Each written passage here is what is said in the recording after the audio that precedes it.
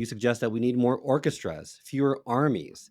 Can you expand on this idea and really how we can use metaphors to build this kind of workplace that you envision for the future? I'm admittedly biased, being a music guy, so I'm sure there's plenty of great leadership things that come out of the armed forces, but that's not my background. So for me, an orchestra is like the ultimate example of how to play in concert, right? How do you actually get like the highest skilled people in their instrument in the world playing together to create something beautiful? And it's just such a perfect example to me because you've got kind of somewhat similarities to organizations where you've got different instrument sections, right, versus different departments, and they all have to play in concert to actually produce the output that that is desired. And so I think there's some great similarities between, at least structurally, between like an organization and an orchestra. The challenge, though, is that what we do in an orchestra, we don't really do in an organization,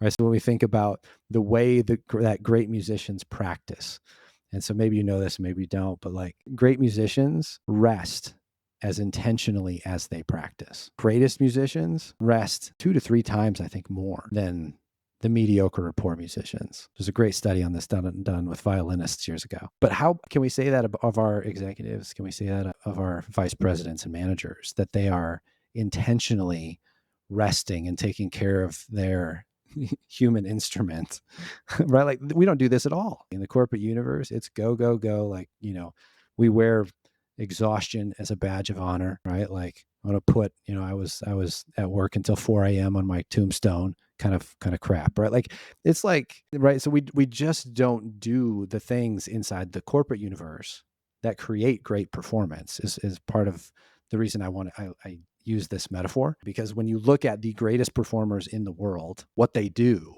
is almost nothing that like what the corporate universe does.